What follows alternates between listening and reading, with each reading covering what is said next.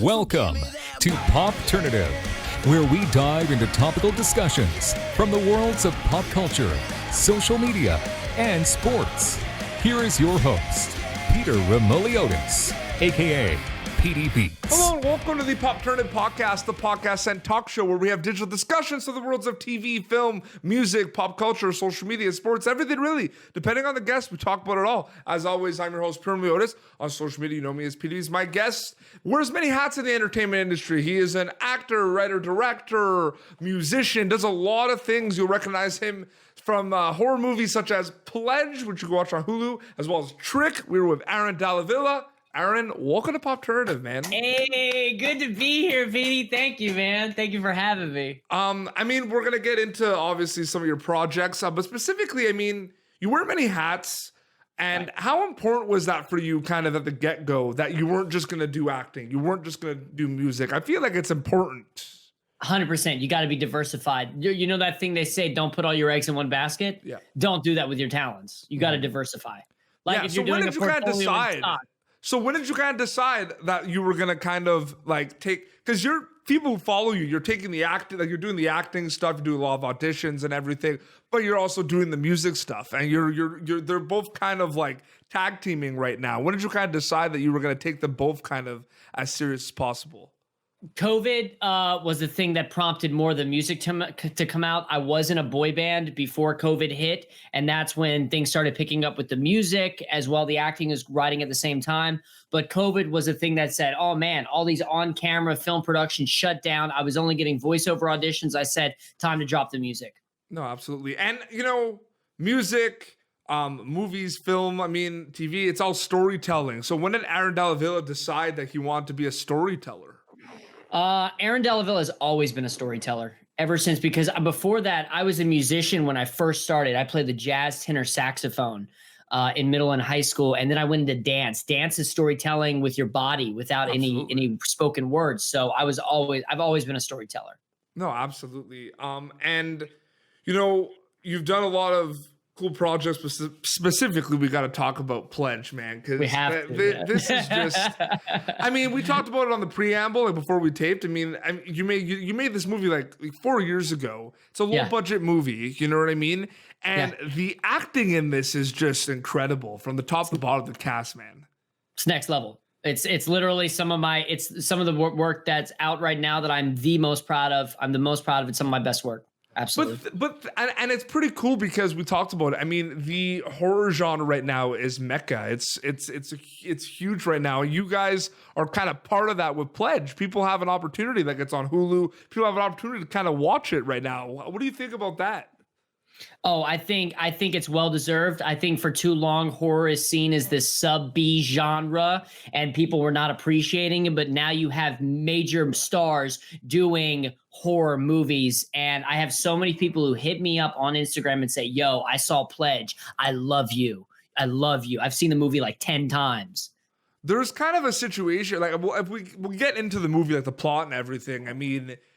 Some movies are kind of slow burns in terms of like, these guys seem cool, and it's like, oh man, that took a turn. No, we meet you guys, and we're like, you guys suck. You guys are off to something. Like, get the hell out of here. Yeah, exactly. And I'll tell you why. Daniel Robbins is known for trimming the fat in his movies. He's a guy who says, look, if it's not super essential to moving the story forward, I'll kill it. It's done. I'm telling you, he's going to be a Todd Phillips. No, absolutely. He's going to be a Todd Phillips. Wait till he starts doing comedies, because he brought the comedy out of the horror in Pledge. There's a lot of comedy in there. Oh yeah, there is, absolutely. But do you know what I mean though, right? Sometimes, you're like, maybe these guys are good. No, we meet you, like every single one, like we meet you guys, and you're just like, you know who we are. Yeah, you know exactly. Who we are. Right. How did you kind of prepare for a role like that? This is a role like you got a lot of screen time. This is a role where, this is a very kind of, like you start off kind of as cool as a cucumber, kind of introducing yourself to the pledges, and then just kind of like 0 to 100. Like went full method on set. Pretty much. full method. Even in between takes, even if not, I acted like that guy. People thought something was wrong with me at first, but then, I would drop the guard and be like, guys, I'm acting. And then they were like, oh my God, we love it. I went there is a lot of gore and method. there is a lot of gore in Pledge, but my question is, because I find like there's other things though in Pledge besides the cheap jump scares and the gore that could scare you, right? People, like you guys are terrifying, you know what I mean? Do you think that's kind of why the genre is getting a little bit more popular too, because there's more kind of ways to scare people now?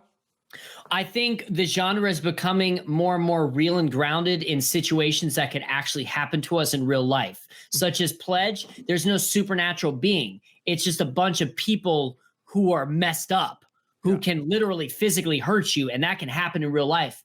And that's happened around college campuses in the US already. Like they brand people. That's something they do.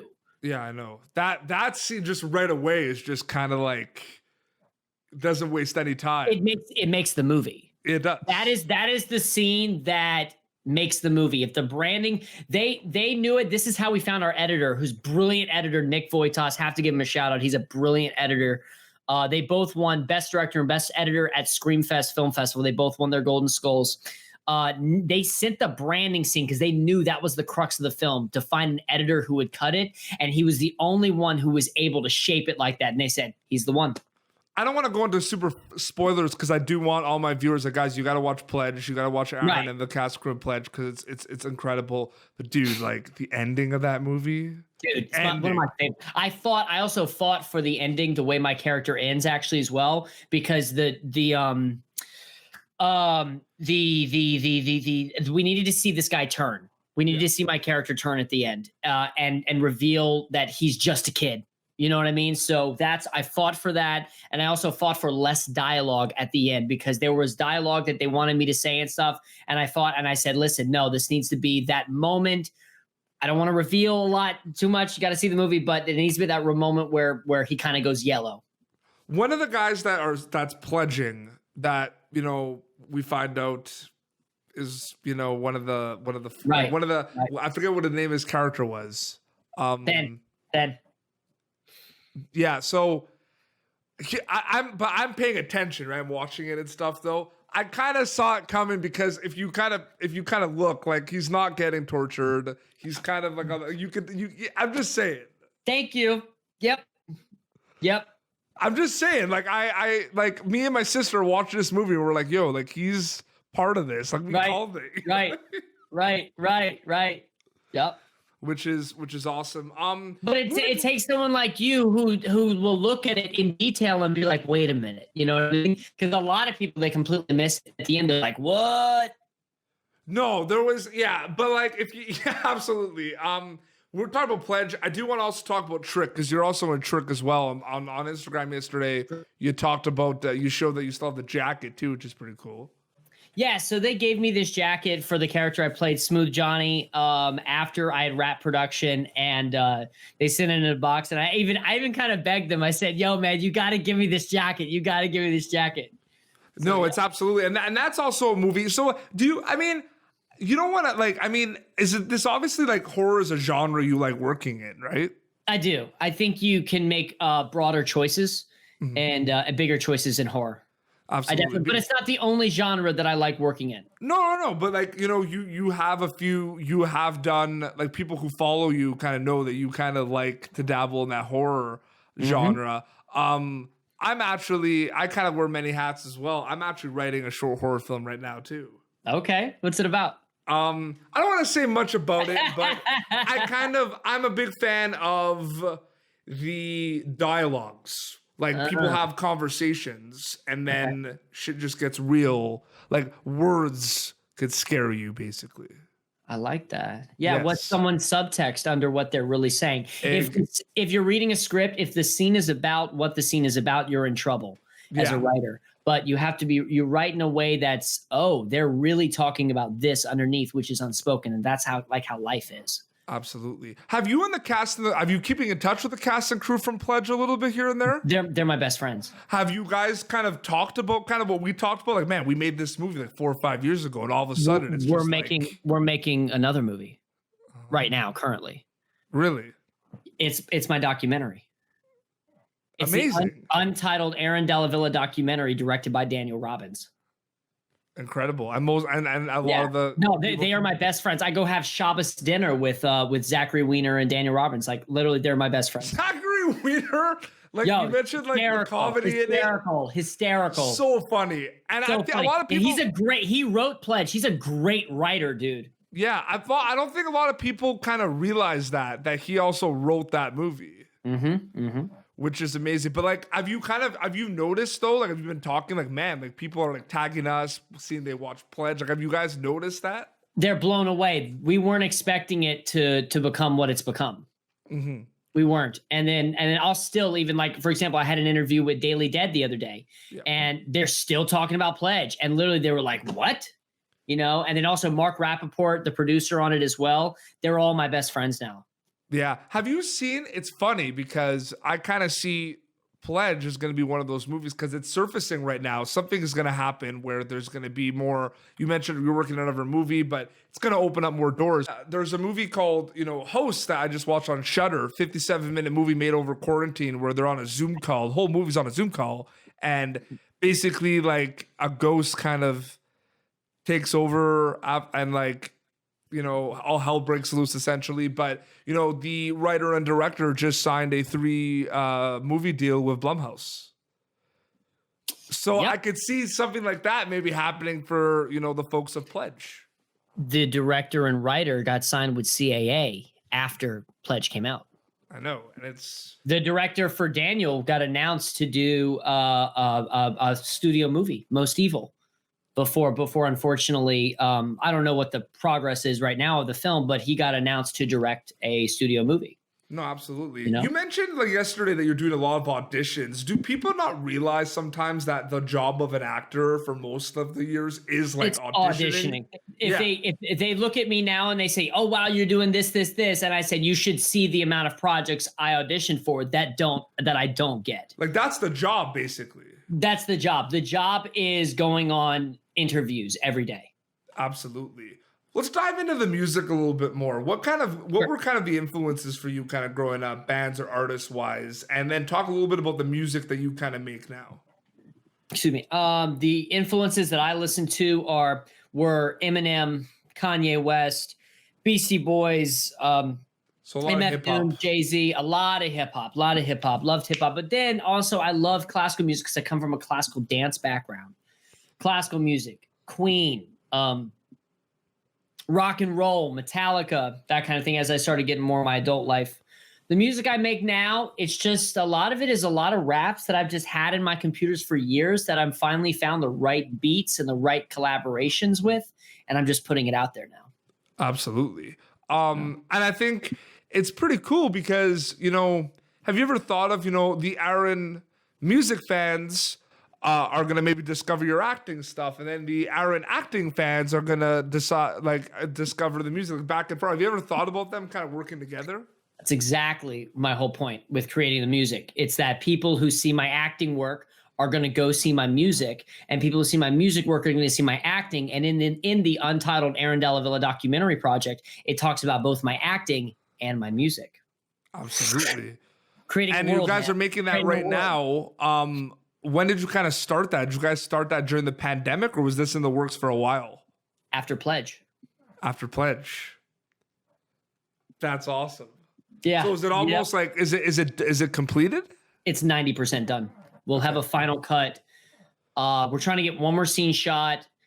We'll have a final cut by either November or February. And it's basically like a documentary about your career, but like, does it touch on like Pledge and stuff, or? Oh yeah, my Pledge audition is in the doc, I'm told. Amazing. And when you had the idea to make a movie like that, I mean, is that a combination of like, what was kind of the end goal of that project? Like, do you want to kind of get distribution? Is that kind of a passion project for yourself? Like, what was kind of the game plan there? The editor, Nick Voitas, actually said, you guys need to make a project about this actor. He was just cutting my parts, and he said, you're my favorite part of Pledge. And he literally was like, hey man, you guys need to make a project about this guy. So Daniel just started following me around with a camera.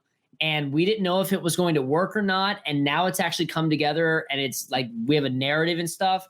And of course, yeah, we already have someone who's seen a rough cut at it, who is interested in selling it. So that's the whole thing. We wanted to get it out there. We wanted to go on Netflix, Hulu, etc. We want people to see it.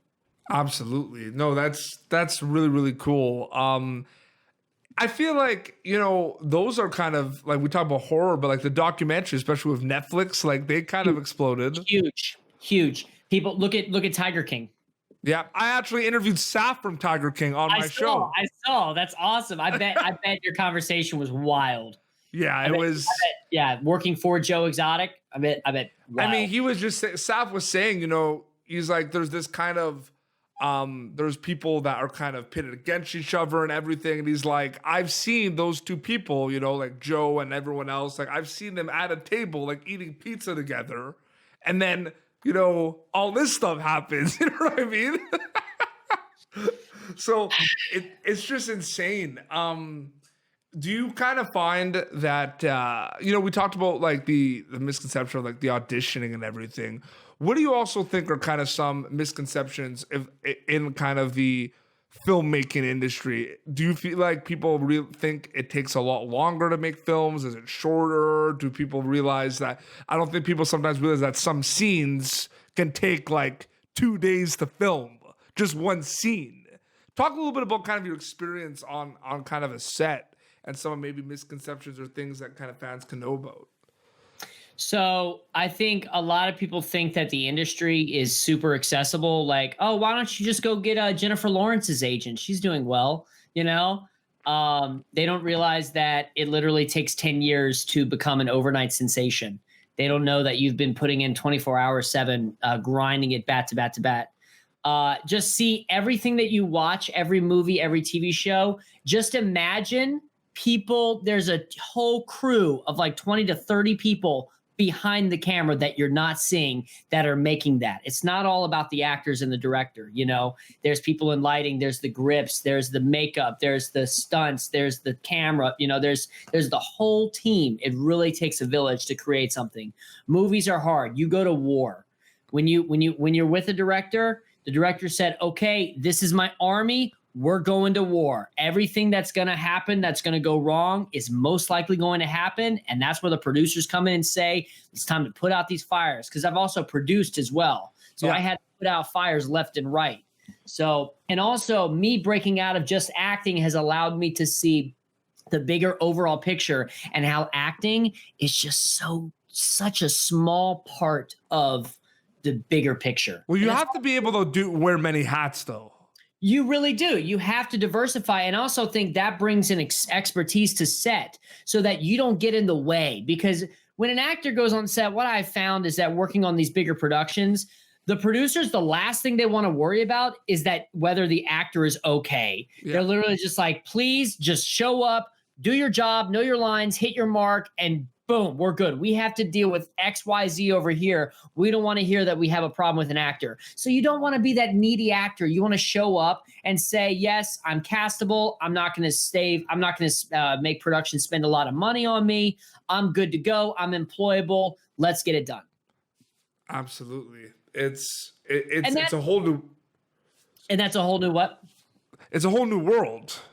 Oh, dude, and especially in casting has to say, listen, casting jobs are on the line. Casting producers say, hey, can you find us what we need for this film? And casting says, yeah, I can. They go to their pool of actors. So if you, as an actor from this casting director, are a mess on set, it's going to result badly on the casting director, because the casting director is trying to say, yes, this is your guy or girl, and they are employable, and they'll be able to get the job done and save you money. So you're the solution, and it's not about you. And that's another thing. Actors, I used to go in my head, like when I'd audition and stuff. For example, I just auditioned for something. I'm totally not the part. They're going to go for like some 6-foot, big, muscly guy and stuff. And so I brought Aaron to the table, and I let it go because it's none of my job. Bryan Cranston talks about this. He says, guys, your job is to show up, act, do your thing, and walk away. And the result is out of your hands. You have to let it go and move on to the next thing. And when you start treating the industry like that, you stop being desperate. Yeah. And I feel like TV shows is kind of, well, movies too, but like I have a lot of friends in TV shows, and, they go in, they shoot their scenes, and then it's kind of the waiting game to see if they're going to actually be in the final cut or not. Right. You might get cut. You might get cut. Yeah. And it's like, yeah, that seems like that seems like one of the toughest parts. And you want that scene because then you can put it in your reel, because work gets work. If people like working people like people that are hot. Why is it that when someone comes out and has a Deadline article, a Hollywood Reporter, and says, I got cast in this, everyone starts flooding them. Oh, I love you. I love you. I love you. I love you. I'm sure that I hope that happened with you and Pledge. It did. But until then, people had not know how hard I was grinding. But no, you care when I have a project out, right? Well, I mean, I would use the term breakthrough role for you and Pledge, man. I mean, you kind of like the whole cast and crew does well, but man, like specifically you in that movie, man, like Pledge. You know what, Pledge? I will say it. I didn't know at the time. It was definitely my breakout role. Yeah, Pledge was the thing that led to other movies and is continuing to lead to other movies. Absolutely. And it's Halloween's around the corner, and people might not be able to go trick-or-treating, so they're probably going to do a lot of horror movie marathons. Mm-hmm. Yeah, you got to make Pledge part of it. Right, and people are actually it's resurfacing on Hulu. My director I just worked with said, "Hey, Pledge is on Hulu," and I said, "Bro, it's been on Hulu for 2 years. What do you mean it's on Hulu?" So it must have it must be hit the algorithm, it must be trending again or something. It's the perfect example though of a movie, Aaron, and this thing frustrates me. You know what I mean? We talked about it. Low budget film. You know, people don't really recognize a lot of people from this movie, you know what I mean? It's a lot of, you know, like, I hate to use the word smaller. Names. Yeah. No names. Yeah. Yeah. But like the acting is like up there with a lot of like big stuff being made right now. You know what I mean? I'm just saying. Thank you. And it looks good. It's filmed nice. The cinematographers do a good job. The DP, William Tracy Babcock, is terrific, bro. He is a terrific DP, dude. He made that look beautiful. And then Clarissa on set design. Oh man, our whole team, Jeff Shipman with AD, like, wow, crushed it. Absolutely. No, it's amazing. Well, Aaron, thank you so much for coming on Popternative, man. Pleasure, man. Dude, it was a blast, man. Thank you. No problem. So plug away. Where can people follow you on social media? Obviously, they can watch Pledge on Hulu right now if they want to. Mm-hmm. And we're going to follow you for your music and stuff as well. Cool. So basically you can follow me at Aaron Dalla Villa. I'm on all the social media channels, mainly on Instagram. My name Dalla Villa is my Spotify if you want to go over to my music and stuff. IMDb, Google, etc. Go see what I'm out. I've got 3 movies coming out. It's Alpha Rift, which is a sci-fi opposite Lance Henriksen. I played the lead in that. Then I've got a movie called All Those Small Things. It's a supporting lead opposite James Faulkner, who's best known for Game of Thrones and Downton Abbey. And the third project I have coming out is an untitled Aaron Dalla Villa documentary project directed by the director of Pledge, Daniel Robbins, and also Zachary Weiner is in the movie as well. So, and then on Tuesday, got to plug this real quick. On Tuesday, I've got a short form 8-episode web series coming out with one of my best friends, Logan Riley Bruner of Black Wolf's production, that we created. It's called Tucci and Jones. It's a funny sort of Comedy Central-esque sort of story about a struggling rapper who teams up with his low-key neighbor to fight back against a rival rapper and a scathing diss track. I know. We're dropping the whole thing on Tuesday on YouTube. We're putting it out there, then releasing each individual episode on Instagram to try to drive it over to the YouTube. And then this coming Friday, I've got a new song called Bring It dropping, and that was a collaboration with Paul Anthony and the legendary R&B group Full Force. Amazing. Well, you're so Dude, you're busy guy. Bro, I'm just throwing stuff at a wall, and I'm seeing if it'll stick, man. That's literally the name of the game. That literally is what you have to do. You literally have to do it, man, you know? Absolutely, man. Well, seriously, keep hustling and grinding, man. It's awesome to see. And thank you for your time, man. This was awesome. It was my pleasure, man. Thank you, Petey, for having me. Of course. Well, this has been Popternative. YouTube.com/Popternative for previous episodes. Until next time, this is Aaron Dalla Villa and Petey Beats signing off. Thank you for tuning in to Popternative. Make sure to check out our past episodes of Popternative on YouTube. Be sure to like Popternative on Facebook and follow us on Twitter. This has been an Autograph Communications production.